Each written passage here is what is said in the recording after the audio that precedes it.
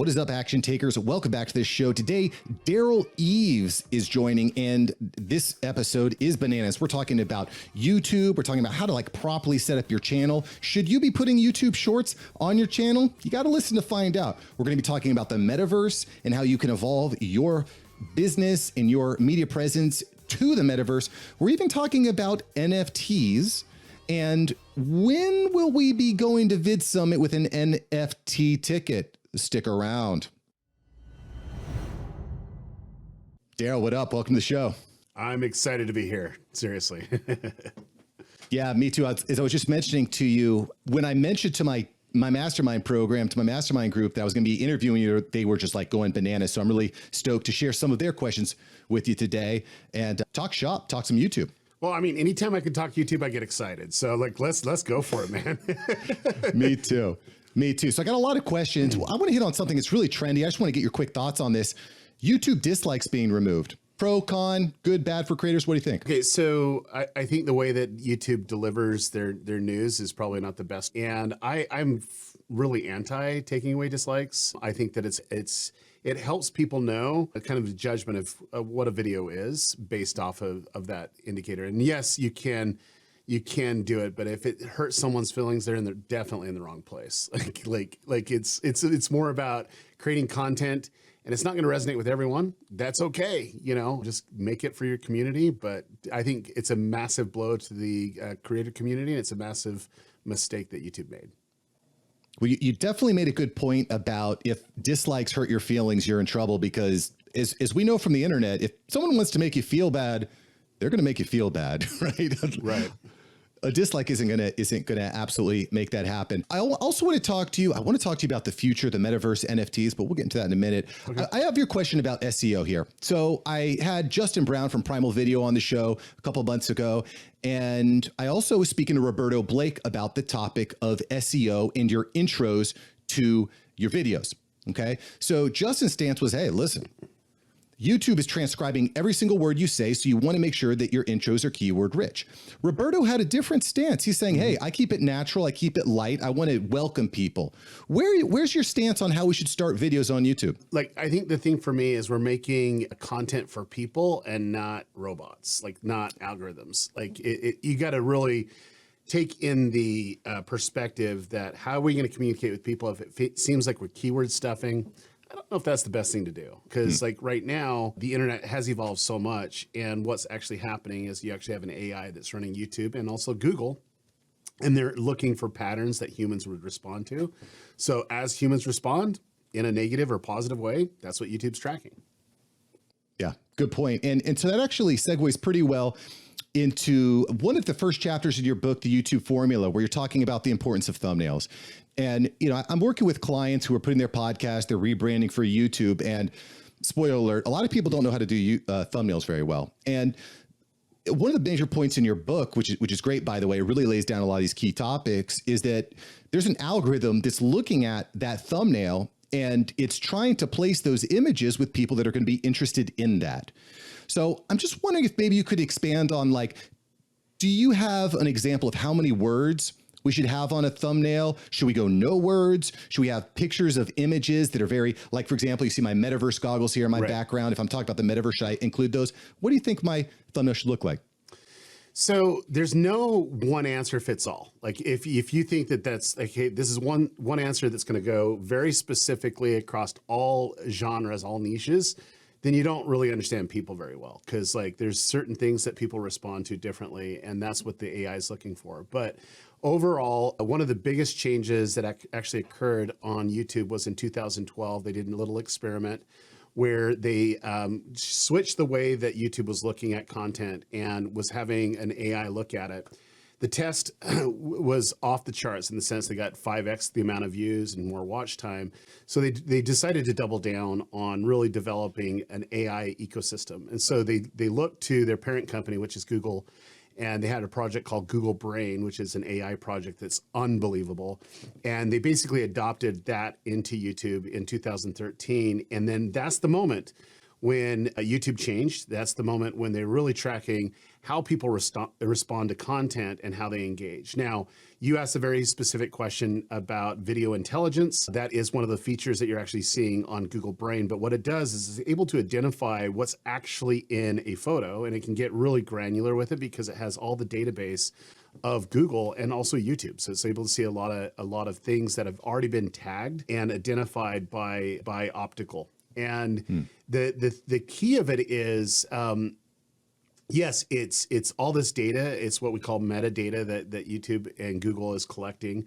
But realistically, at the end of the day, it's like, what's going to respond to people? And that's different than just tagging something and seeing what's there and saying, oh, this could be about, the Metaverse, because you have, Oculus in the background or whatever, or you're talking about that in your script. But like what they're looking for is how many people actually saw it and responded to it. So say, okay, when you upload a video, the only data that YouTube has is your title, what's on your thumbnail, also what's in your video, and also your description. Now, there are also a little thing called tags that you could add, but they don't really look at that as much. And it puts it out there for a test. And the test would, that title and thumbnail will either show up on the homepage or in search or different ways that you can actually experience YouTube. And when someone sees that longer than a second or about a second, is what they call an impression, okay? And they're looking very closely at how many people see it and how many people click on it. And so if it's not gonna respond to humans and people are just kind of going by and you kind of get lost in the clutter and you're doing whatever, it doesn't matter what's happening. It doesn't matter if you have these big words that you watch this now on your thumbnail, it's not gonna engage. If it doesn't engage with people or the type of people you're trying to attract, then guess what? YouTube's gonna pretty much say, okay, that's a bad video. We're moving it along because like it's not engaging people, or there might be a high probability of them of clicking on that thumbnail. After they see the thumbnail, they're glancing at the title and they, hey, this is interesting. They click on it, and if the video doesn't really correspond with that, if it's clickbait in the sense that, hey, you're offering this, and when they came to the video, it's not even remotely close to what you're offering, or you're trying to offer it in 8 minutes, they jump off. And that's what we call a bounce rate. And YouTube's looking at that too. Say, hey, do you even know that the title and thumbnail is appealing, the content is not? So guess what? It's gone. You're not going to get any views or visibility on that. So that being said, every niche, every audience has a specific type of titling and content strategy that works for them as people. And one of the big things that I teach in my book is really to identify your viewer avatar. And these are people that are potential viewers that would love your content no matter what, right? And we want to be able to talk to them, and they respond certain ways. And I can tell you, there might be a Minecraft channel that are kids from 10 years old to 18 years old that are really, really engaged with a certain type of thumbnail, but it might not be the one that a Gen X or a boomer would resonate with, on a different type of content. So it's like, you got to understand who your audience is, and you're creating predictable content based off of data for them. And the best way to get data is to test things and to analyze that and adjust. That's basically the synopsis of the book.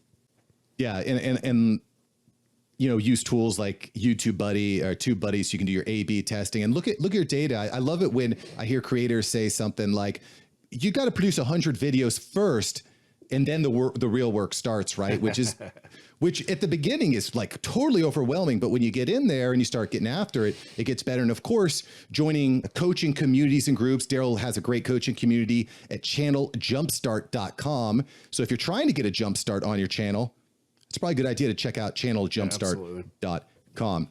I see a tremendous value in these mastermind communities, by the way. Speaking of which, I had a really good quick call with one of the members of my community over here. His name is Bez Renfigo, and he had a great question. I'd love to get your feedback on this, Derral. So Bez asks, he's starting a new channel and he's merging the metaverse with human resources. How do these come together, right? That's the theme of his channel.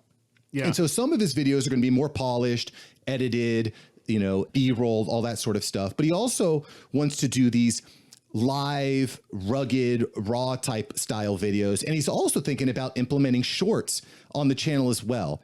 So his question is, do I need to do this on separate channels, or should I merge them together on a single channel? Thoughts? Now, I love the question, very methodical, and I love the strategy behind what you want to do. I think the biggest thing for me is I want to know whether you're a client or a student, I want to know what the finish line is. Like I would want to know, what do you want to accomplish for this? Is it more leads? Is it building an audience? Is it engaging? Like you just got to identify that. So whoever's starting YouTube, I would always say, okay, what does your finish line look like when everything's just working perfectly? And what does that look like through a work lens and also the monetization? Get a little granular with that. Also, one of the things that I'm always a big believer in is there was a study back in the 50s.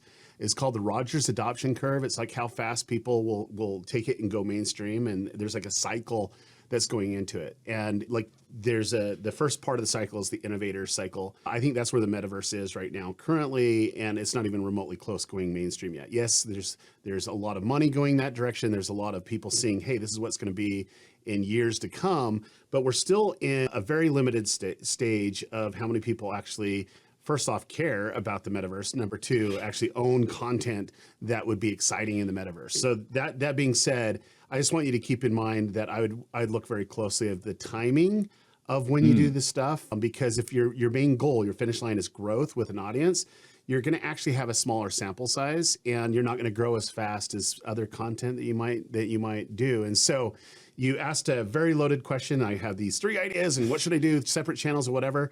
100%, I would do it on a separate channel on every one of them.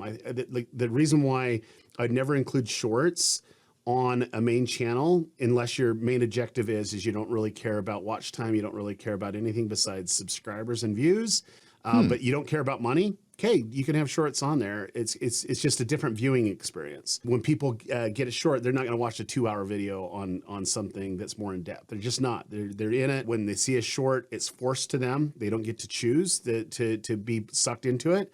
And they're just going to flip up if you don't grab their attention. So you're going to get that view count to go up, but the engagement's not going to be very high. Now, secondly, your metaverse. Like if you're all in. Wait, actually, Derral, I want to back up because this is a really interesting point, because I've been experimenting with shorts a lot on my main channel, right? So I just want to make sure I'm hearing you right. This is gold, by the way.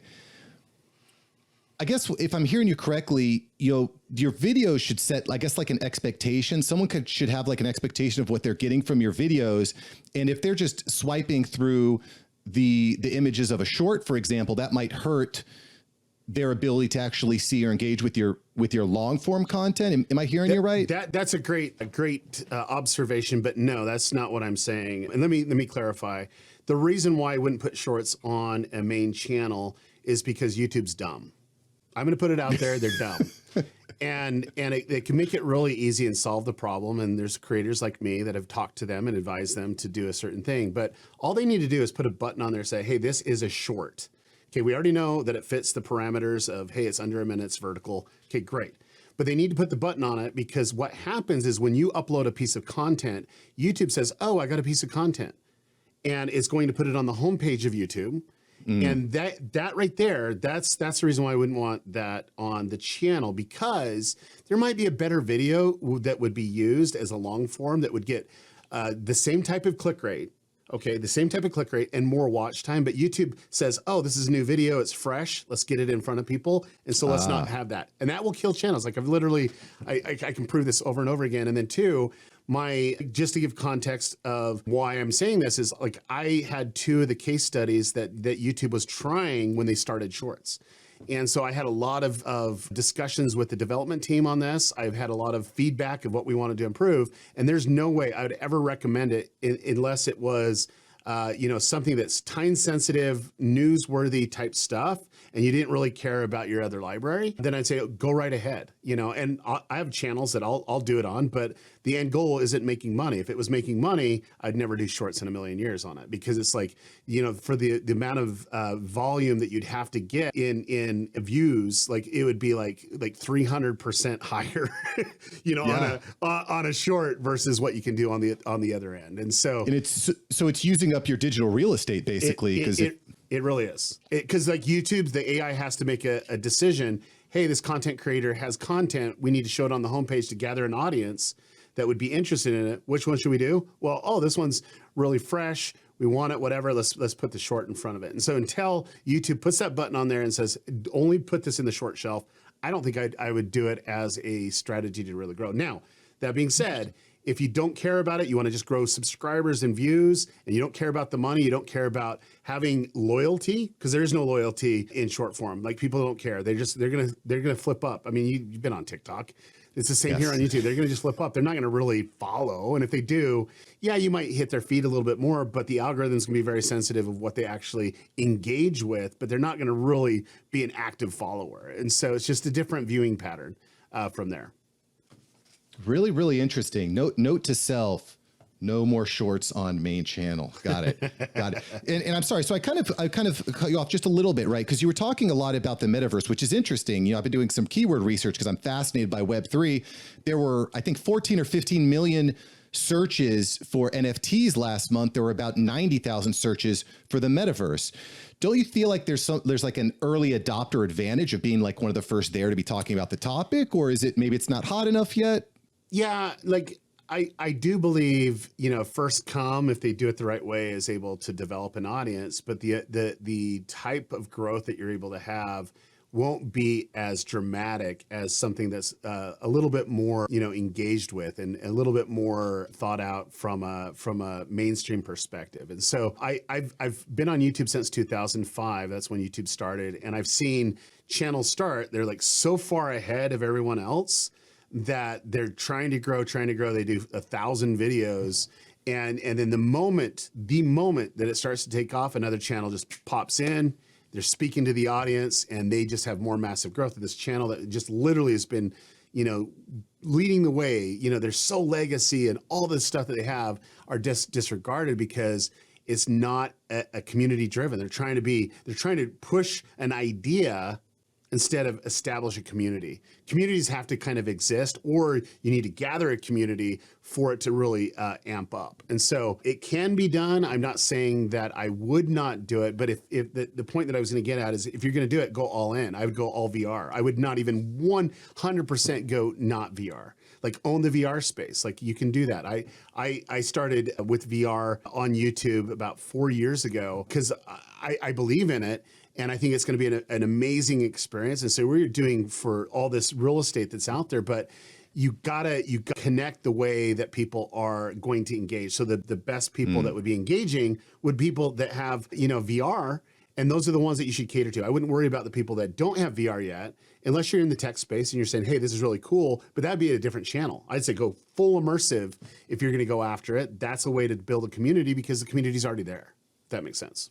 Very interesting. I actually love that. Do you think that merging the human resources, because as Sean Cannell says, the riches are in the niches, right? And if you confuse, you lose, and all those great things. Sean Cannell is awesome, by the way. I'm aiming to get him on the show. But anyway, I digress. Do you think it's maybe too niche down doing something like HR and VR together? Or do you think that, you know, what are your thoughts? I would never do that. VR is VR. Yeah. HR is HR. You can have a video on the HR channel that says, hey, here's a unique way to connect virtually anywhere in the world, one-off video. But there's no way that, I mean, HR is already a small segment size. Okay. Right. And then you're saying, okay, HR and VR is just like, you're going to get like 5 people watching your videos. Like let's be real. You know, of course it's going to be more than 5 because I mean, it's worldwide, but you're not going to get that much. But if your goal isn't necessarily to get a lot of views and a lot of community, but it's more about being a thought leader in the space, in the HR space, and then also, you know, pushing the envelope, well, then maybe that's a great idea. That's why I say the finish line is really important before you make a decision on how and what. But I can guarantee you, I would never in a million years watch an HR video, even though I have remote employees, that is about VR, if I want to just hang out with VR and get the latest and greatest stuff that's going on. Because I don't want work. I want like, hey, where's the future going? Ready Player One, the whole thing. Yeah. I want that, not like boring HR crap. Yeah, that's a good point. So actually, speaking of that point, something that I really wanted to ask you is about, so I've got my Oculus goggles here right behind me, hopped in. One of the first apps that popped up was a YouTube app. So YouTube is there.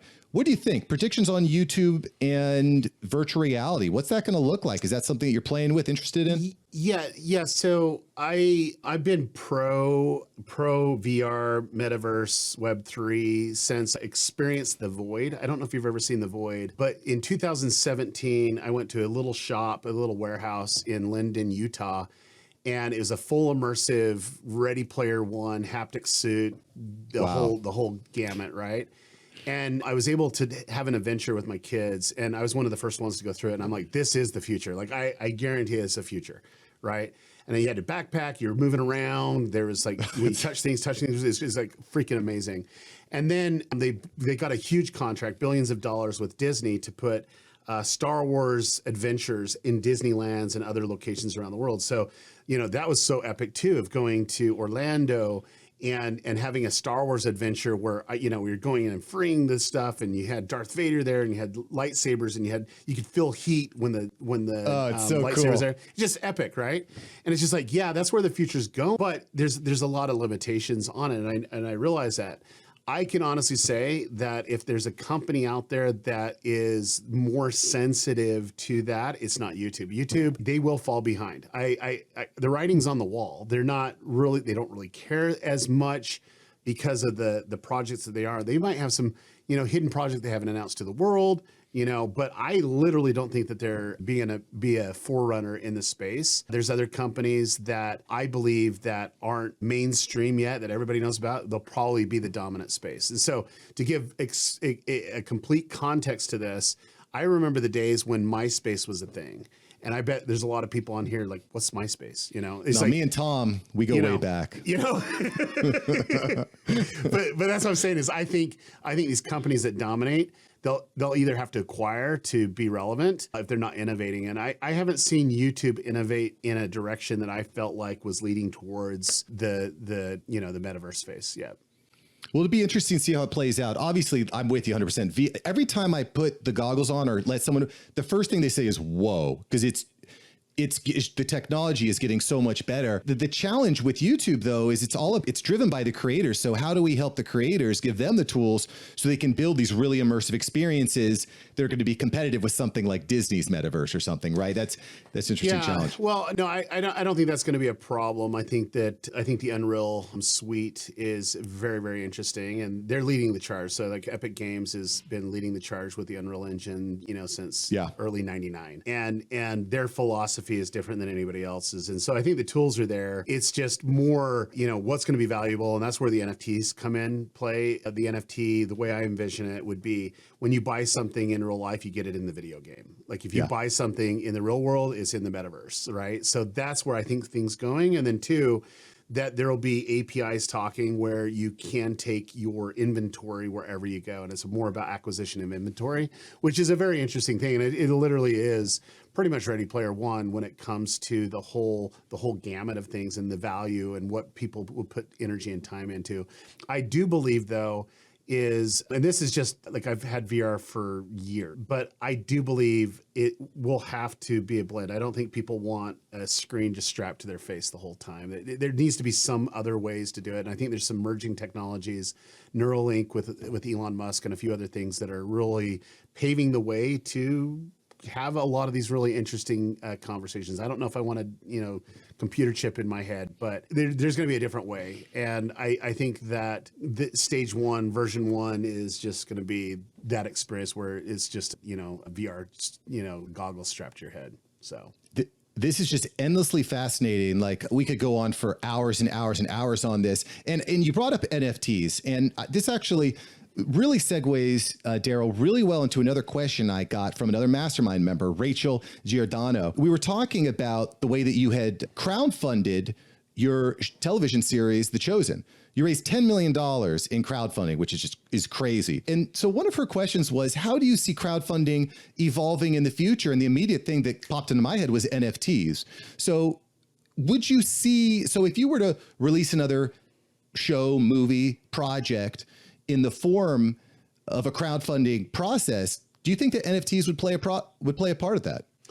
So great question. I do believe that crowds getting behind the content that they love is a human thing that has existed from they'll put the energy, money, and effort behind it. And then there's mechanisms to help fund or to help support said, whatever that is, whether it's a TV show or whatever. And so I do believe that there will be tools that will be used as long as they're simple to understand and simple to implement that will, get people where you need to to be. And I see the NFT space as what we're looking at it now is very limited. I think that the way that the general public sees NFT, they don't get it. And you know, people are explaining, well, it's like a baseball card, or, you know, it's like getting the rookie card for LeBron James or Michael Jordan or whatever.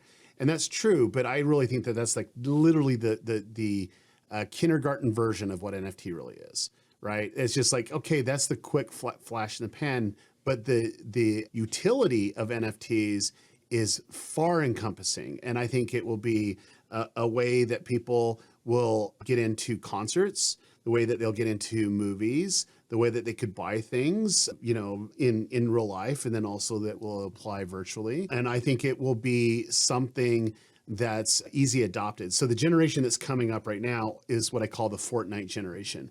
They've been using NFTs, if you want to say, in that, for a very long time. They gamified everything, and they made billions and billions of dollars by just selling this digital assets, right? And so the moment that someone like Epic, who I think is paving the way in so many different ways, are able to transfer that into the next whatever that is, whether it's a metaverse, whatever, it's game, because it has a generation that's already used to that.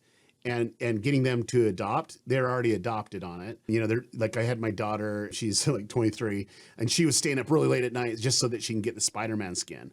You know what I'm saying? Right. Like, you know, but that's what they're doing. I want the skin, that whole digital asset that's there. And she spent a lot of energy when I would have just bought it. Like, that's just the difference between the two. So having it, you can either gamify it or to earn it, you know, paid to play, or you know, pay to get that digital asset. And so I think Epic's really running a lot of interesting experiments right now that will lead to it a lot easier. But by just thinking about, oh, it's like a sports card is the most limited way to ever think. I think, hey, that's an early way to get people adopted to it, but the utility is going to be far greater than you can ever imagine. And I think that is where Web 3.0 and NFTs are going to just go hand in hand across the board. And I think that's where the future is going. And I think that's where it's going to be. But right now, how long is that going to take? Well, time will tell. And it's all about adoption, right? And we're way on this side of the Rogers adoption curve, which is the innovator stage. We've got a long ways to go before it goes mainstream.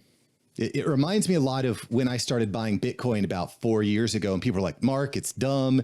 It's not going to work. The hype is over. And listen, I'm sitting pretty over here right now. So speaking of the NFTs, you've got one of the largest, if not the largest, YouTube conference, Vid Summit.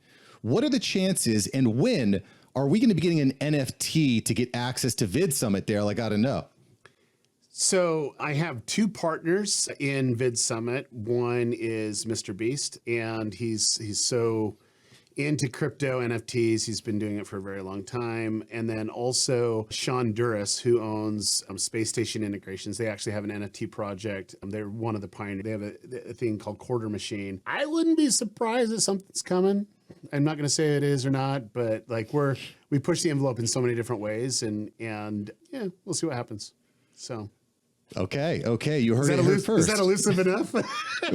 That's pretty elusive, but I could see Mr. Beast like saying, we're going to have, I don't know, we're going to stack NFTs to the top of the conference hall or something like that. 100%. I can see that happening. So yeah, I'm excited. I'm excited to see what happens next. Derral, thanks for joining the show today. Links to the different projects, especially the mastermind group Darrell's putting together, in the comments. So what are you doing? Click it right now. Derral, thank you, brother.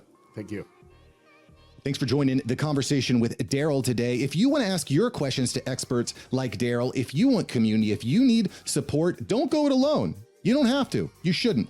Click below, join the Savant Mastermind program so you can get access to fellow podcasters just like you. We're going to give you tons of resources to make sure that your show is as successful as possible. Click the link below, and we'll catch you in the next episode.